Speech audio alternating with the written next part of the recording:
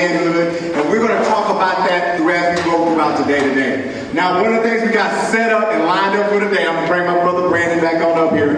We've got an exciting couple of brothers that's going to be coming up here in just a second. So I want to make sure that you guys are ready to get this thing going, all right?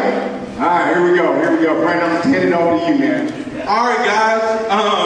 We have a few celebrities in the house today. Come on, man. Come on, cuz. This gentleman here, his name is Oz Coleman, a.k.a. Stephen A. Coleman. And this gentleman here, his name is Darius Cuffey, a.k.a. Stephen A. Cuffey. So we're going to have a little ESPN first take debate here. There you go.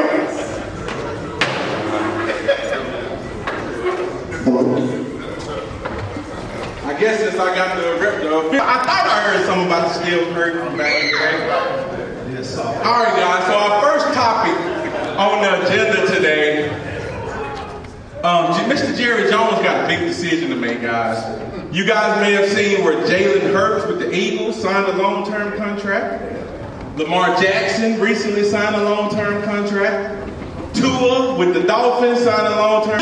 Mr. Jerry Jones and the Dallas Cowboys extend Dak Prescott, or should they let him walk in free agency? Mr. Oz, the floor is yours. Yes, they should sign Dak Prescott. Who else do they have?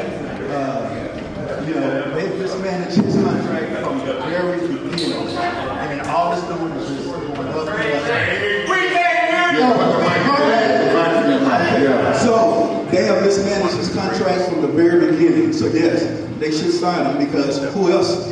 Cooper Rush.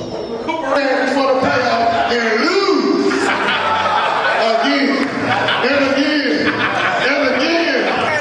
So I can just I want to have a good life. I want to have a good, enjoyable, fun life watching these Cowboys. Well, I'm a realistic Cowboy, okay? Yes, Dak needs to do better in the playoffs. 12-5 is good, but when it comes to the extended season and playoffs, yeah, he needs to do better. But Dak is a top 10 quarterback. Absolutely he is. But here's the thing though. If you don't get paid in Dallas, he's gonna get paid someplace else. He might get paid by the Steelers, bro.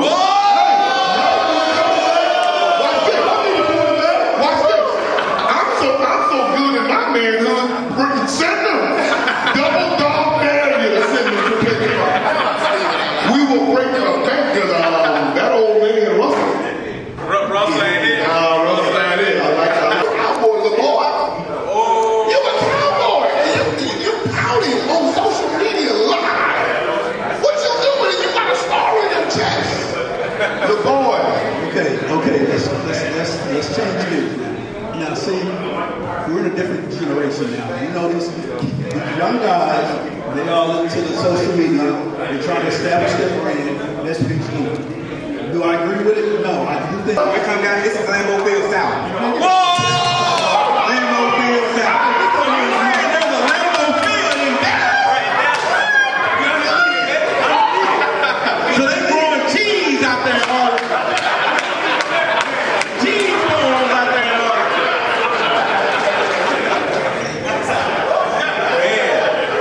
Man. So our last topic, guys, for our ESPN first take debate. I know at TV stations here, we're going to we want it all.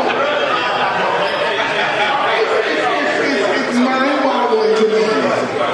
The mindset of a Cowboy every season now. It is going on 30 years, right? Is it officially 30? We at 29. What we at the last time Cowboy? That's a long time. Can you give that Stephen A's round of applause real quick?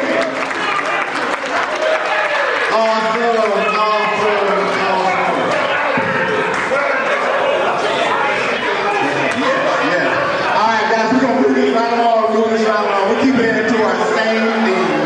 What we're going to do next is we've got two brothers up here. We're going to have a little quick chat. These are former players in the sports, and they're going to talk about real quick their perspective of how, just a quick chat about Texas. You know, that's where the fastest Texas. Yeah.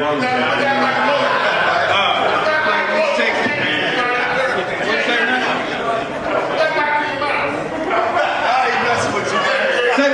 I ain't never heard. You know what? I ain't never heard nobody from the Steelers coming from Texas. So Oh, that means you ain't never heard of Victor Green up there in UNT? you know why I said that? Wait. You know why I said that? Because we're from Texas. Texas is that state. Texas is that state. Florida is the state. Man, Florida ain't it. Hey, now for me, I played in Conference High School. I won state my freshman year, my junior year. My freshman year in college, I won it with Texas. I went down there for a track scholarship, but I was returning punts when they won it. And then I played for the Battle Wings in Bossier City, arena football.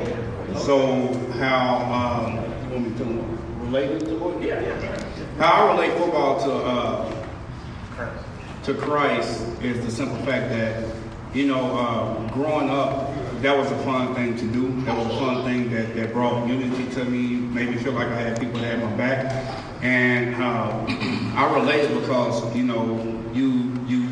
play on many teams, and I done had many churches, but by far this is the best team that I feel like I'm connected to, because the simple fact is when you have a team, it feels like a genuine team that have your back, and that's why I love this church, or I love the men that are around me, because when I was playing football, when you was hurt, when something happened or whatever, your teammates was the first one there, and your teammates was the ones who support you.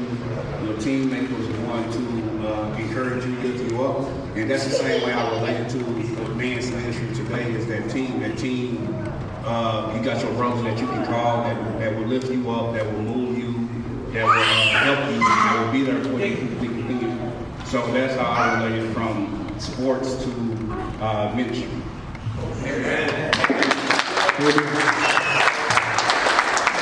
My status artist, prestigious as is, I'm from California, played football as a corner, also ran track, and so I got a scholarship to Norfolk State University.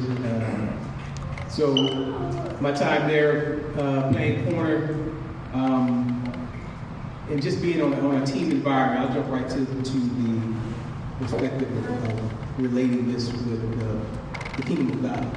And so what I kind of developed over the years of playing on a team is that team, you see that position, and that's what you strive to be. And so, that's why I take that perspective for me is looking at our life journey as Christian and fellow men, and it's a journey that we keep moving up. And we have younger people who are coming in, or younger Christians who are coming in, and we nurture them the same way. So that's where I take it. Absolutely. Brother Gary, what years were you at Norfolk State? I was at Norfolk State from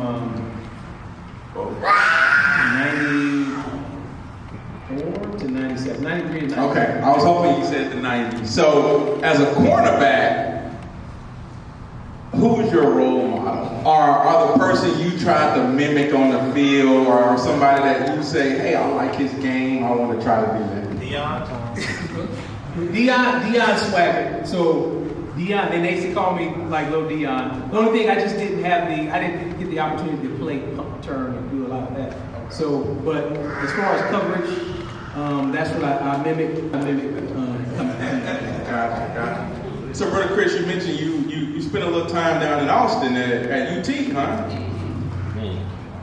Yeah, you spent a little time down there. What years were you there? From 03 to 05. So you was there in 05 doing the when all the magic happened, huh? Were you there then? I got the ball. Yeah. Hey, long as you're on the team, man. How you think Luke Longley and Steve Kerr feel? What those rings they got? You on the team. Hey, just tell us a little bit about that. Just about that. Being in the locker room when Vince Young and all of those guys had that magical season. I believe it was USC. if I remember correctly.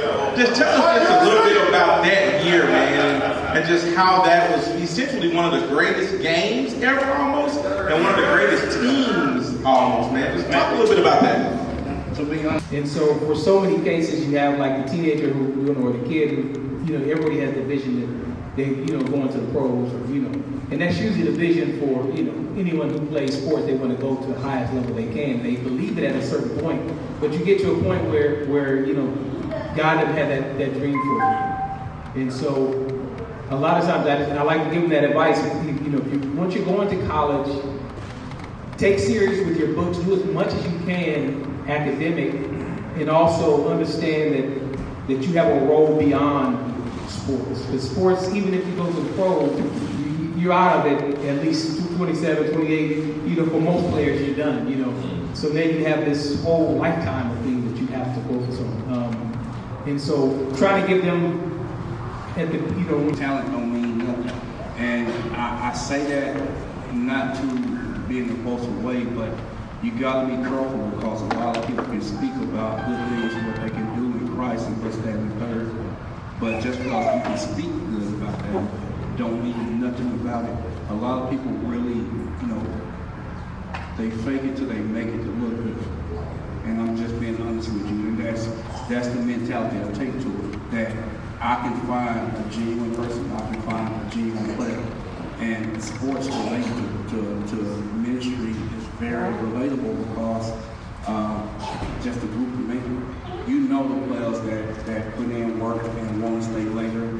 The people behind the scenes in ministry that stay later to clean up, to do this, to pray for something. Not doing nothing for recognition.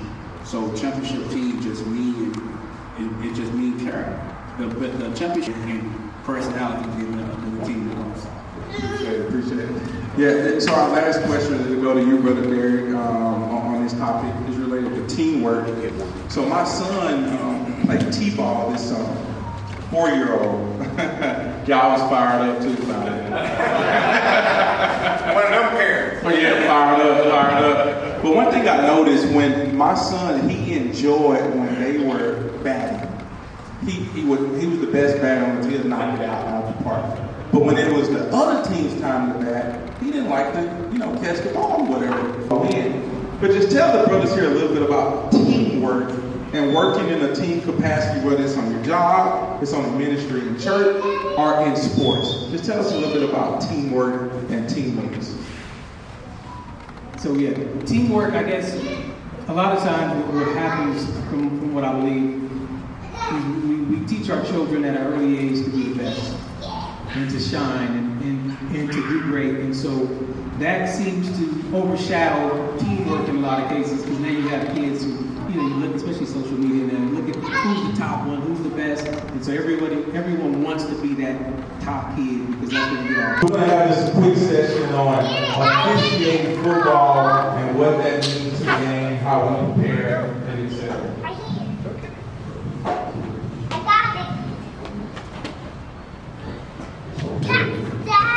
It's an added responsibility, but it's one that you got to take seriously as far as what you're doing with the game.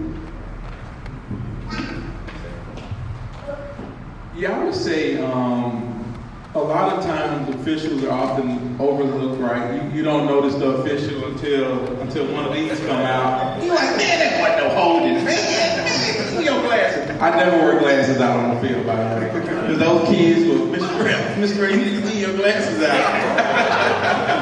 But I would say the impact is, I look at it, I always tell my wife, hey, I'm sacrificing my fandom to go and watch the games and be a fan so that I can give that experience to the kids. Because no matter if it's a high school game, varsity game, JV, or 7 and 8 grade, it's their Super Bowl. They're out there as if it's their Super Bowl, and I'm sacrificing my fandom to officiate the game and minister the game so that they can enjoy it. And my crew chief always says, we're game administrators. Let's be invisible while you're out there.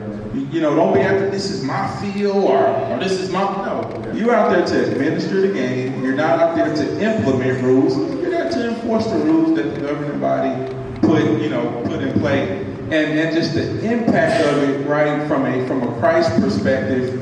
You got boys from all walks of life, right? You got some in middle class, poor, some that are wealthy, all across the board, some with homes, without homes, and just those few seconds that you have on the sideline to just minister to them and say, hey, how you doing, man? How you can be game changers in their adulthood.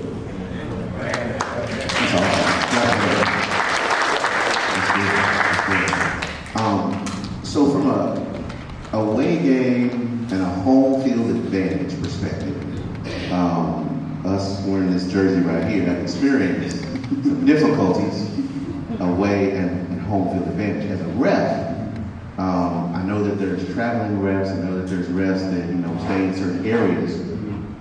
What do you see as a ref that travels, that's dealing with a team that's not at home? How do you call that game? How is bias kept out? And how is fairness kept in? Can you talk a little bit about that? That's a great question. Yeah, I'll take that one first. So we argue 100%.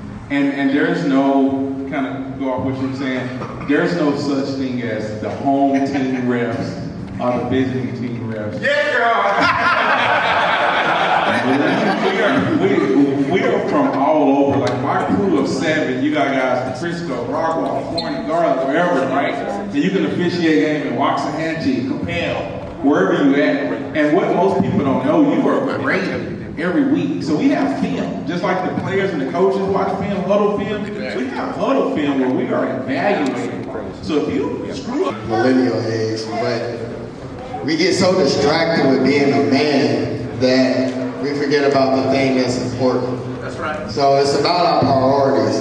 In the Bible it says that God is first, then it's us, our wives, and then our kids. And sometimes we have those things mixed up. We want to put our wives first, we want to put our kids first, what sports they're doing, their schoolwork. We got jobs, we're trying to provide for our family. So a lot of those things, and they're realistic. We're all human beings, and we get that way, and especially as men, because we carry the weight of the world on our shoulders. So we need to step up, like Brother Bass was saying, we need to step up and take that responsibility on while being able to handle all those other things, but depend on the strength of God to be able to get us through all that, but we also have to be able to lead our families as well. My father said, that's what goes. He wasn't apologizing. He wasn't trying to be nice and polite and not trying to offend. Hey, when it was time to go, hey, it's time to go. When it was time to go to bed, hey, it's time to go to bed. When it was time to eat, it was time to eat. When it was time for everybody to get out the house, including my mama, it was time for everybody to get out the house, including my mama. What I'm trying to say is manhood has been under attack for a long time. And what we all have been talking about is position. Position. God is very, very, very specific in what he has for us to do, what our positions are, what our places are, and what our roles are. And in this spiritual world, the enemy comes and attacks everything that God puts into place. God has put man in a certain position, and there are certain requirements and or responsibilities that come with manhood. But spiritually, the enemy has come in and is attacking specifically manhood. Where the man goes, the family goes. Where the family goes, the culture goes. So you have to understand, the enemy is trying to chop us off at the head. Who's the head? That's us. Everything that comes out of us comes out of the Lord. And if you can give God your heart, if you can give it over to him, he said he will heal you. Thank you, Lord. He will heal you. Yes, sir. You don't need the things that we think we need are not the things that we need. That's right. We need to give this to God, and then God will lead you and will give you what you need to raise your sons, your daughters, to be a husband, to be a friend, to be everything that you want to be, except I want to go because of I know the older generation, they get it. But for the younger generation, God is key. Yes, sir. My pops, he grew up in Dangerfield, came from a 6-sibling home, single mother, really didn't have guidance on what to do, how to do it. But what he told me is how he got through all that difficulty and trials and tribulation